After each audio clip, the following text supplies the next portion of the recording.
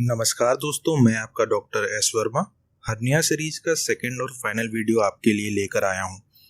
अगर आपने इसका पहला पार्ट नहीं देखा है तो डिस्क्रिप्शन में दिए गए लिंक को क्लिक करें और हर्निया पार्ट 1 को देखें, जिसमें मैंने हर्निया के लक्षण और होने वाले कारण बताए हैं।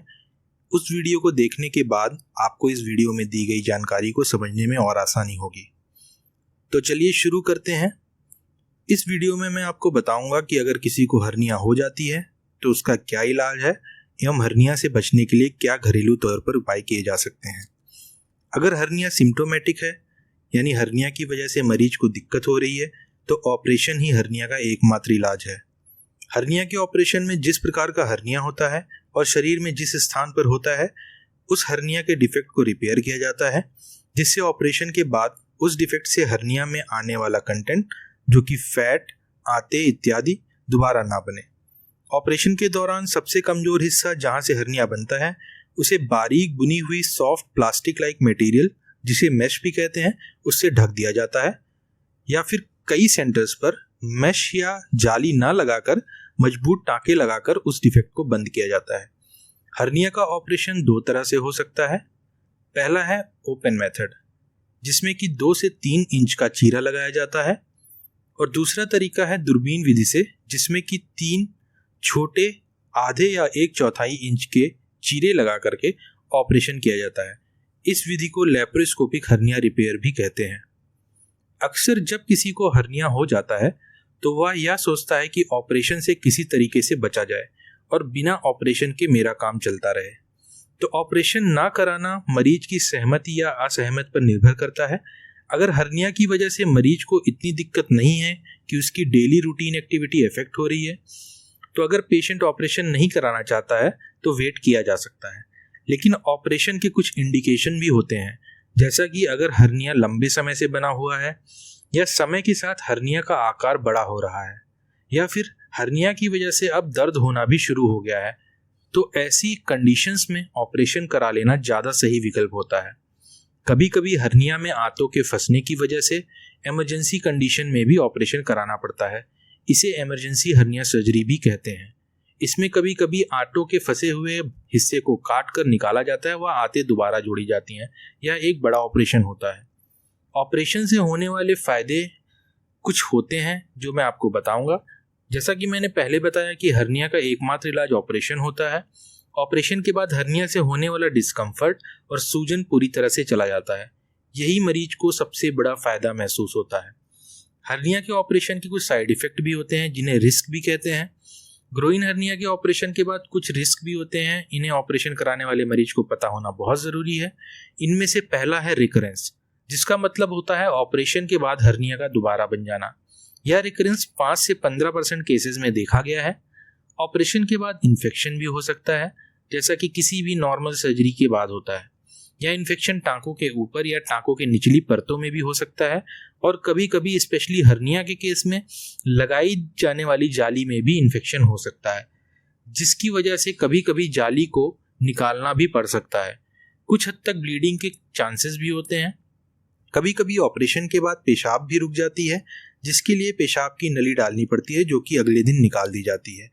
और कुछ केसेस में जिसमें कि हर्निया बहुत बड़े साइज का होता है, या फिर हर्निया बहुत ज़्यादा चिपका होता है आंतों से, तो उसमें अंडकोश या आंतों में ऑपरेशन के दौरान चोट पहुंच सकती है। पर इन कॉम्प्लिकेशन को सर्जन ज़रूरत के अनुसार मैनेज करता है। अब हर्निया के ऑपरेशन के पहले मरीज को क्या क्या तैयारियां करनी पड़ती हैं। हर्निया के ऑपरेशन के पहले जो तैयारियां हैं, उनमें सबसे पहले है कि हर्निया की जो भी सर्जरी हो रही है उसमें रूटीन ब्लड टेस्ट कराएं। मरीज की उम्र अगर 40 साल से ज़्यादा है तो ईसीजी करानी पड़ सकती है, छाती का एक्सरे कराना पड़ सकता है। अगर आप पहले से दिल की बीमारी का कोई ट्रीटमेंट ले रहे हैं तो कार्डियोलॉजिस्ट का क्लियरेंस भी जरूरी होता है। एनेस्थीसिया देने वाले डॉक्टर और सर्जन का ऑपरेशन की प्लानिंग में बराबर भागीदारी होती है। ऑपरेशन के दिन आपको कम से कम 6 घंटे की फास्टिंग के साथ जाना होता है, जिसमें कि आपको कुछ भी नहीं खाना पीना होता है। यहाँ तक कि आपको पानी भी लेना मना होता है। अगर आपकी सर्जरी सुबह सुबह के लिए प्लान की गई है तो रात को 12 बजे के बाद कुछ ना खाएं। अगर आप रेगुलर कोई दवा ले रहे हैं तो ऑपरेशन से पहले उसके बारे में अपने सर्जन और एनेस्थीसिया के डॉक्टर को ज़रूर बताना चाहिए।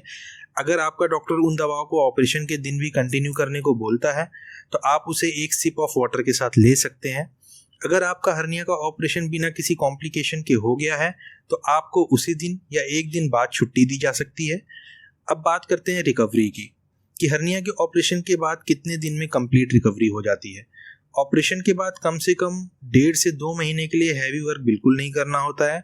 अगर आपका काम ऐसा है कि आपको कोई भी भारी भरकम काम नहीं करना होता है तो आप 1 से 2 हफ्ते के बाद अपना रूटीन ऑफिस वर्क ज्वाइन कर सकते हैं। 1.5 से 2 महीने बाद आप अपनी नॉर्मल एक्टिविटीज़ भी दोबारा शुरू कर सकते हैं, लेकिन जितना ज़्यादा से ज़्यादा हो सके उतना हैवी वर्क को अवॉइड करना होता है। जैसा कि आप स्क्रीन पर देख सकते हैं कि दूरबीन से होने वाले हर्निया के ऑपरेशन में 3 छोटे छोटे पेट में छेद किए जाते हैं, जिनमें से 2 छेद 5 mm के व एक छेद जो कि नाभि के पास होता है वह 10 से 12 mm का होता है। इन्हें पोर्ट साइट्स भी कहते हैं।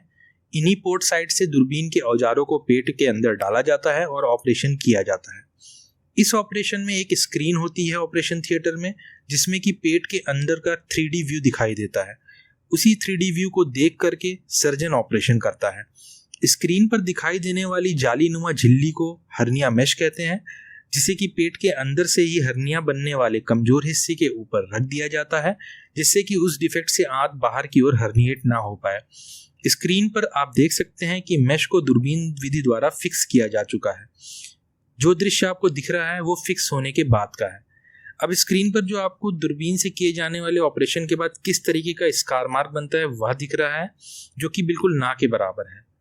ऑपरेशन की दूसरी विधि है खुले चीरे द्वारा हर्निया की सर्जरी, जिसे ओपन हर्निया सर्जरी भी कहते हैं। इस विधि में इंग्वाइनल हर्निया के केस में ग्रोइन में एक 3 से 4 इंच का चीरा लगा करके हर्निया में निकलने वाले पेट के कंटेंट, जिसमें आंतें या इंटेस्टीन और पेट के अंदर का फैट, जिसे कि ओमेंटम भी कहते हैं, उसे दोबारा से अंदर डाल करके डिफेक्ट को रिपेयर किया जाता है। हर्निया डिफेक्ट का रिपेयर या तो टाको द्वारा सीधे किया जाता है या फिर मैश या जाली लगा करके करते हैं, और स्किन को टाको या मेडिकल स्टेपलर लगा करके क्लोज कर देते हैं। ओपन हर्निया रिपेयर में कुछ इस तरीके का चीरा लगता है जो कि आप स्क्रीन पर देख रहे हैं। यह फोटो ऑपरेशन से खत्म होने के बाद और बाहर स्किन में टाके लगने बाद का है। अब देखते हैं कि हर्निया का कैसे बचाव किया जा सकता है। हर्निया एक ऐसी शारीरिक समस्या है जिस पर सही समय पर अगर ध्यान नहीं दिया जाए तो यह खतरनाक भी हो सकती है और इमरजेंसी ऑपरेशन भी कराना पड़ सकता है। इसके अलावा इसके लिए ऑपरेशन ही एकमात्र इलाज बचता है। तो हम देखते हैं क्या क्या ऐसे घरेलू उपाय हैं जिनसे हर्निया से बचा जा सकता है। सबसे पहला उपाय तो यह है कि पेट को साफ रखें, कब्ज से बचें, ऐसे कार्यों को ज़्यादा करने से बचें जिनमें पेट की मांसपेशियों पर दबाव पड़ता है। इसके अलावा अपना वजन को संतुलित रखने का प्रयास करें। किसी भी प्रकार का धूम्रपान की आदत को तुरंत अलविदा कह दें। शराब, सिगरेट, तंबाकू आदि के अलावा मांसाहार का भी सेवन कम से कम करें। यह आपकी समस्या को बढ़ा सकता है। ज़्यादा खाना एक साथ खाने से बचें। इसे थोड़े थोड़े करके कई भागों में खाएं।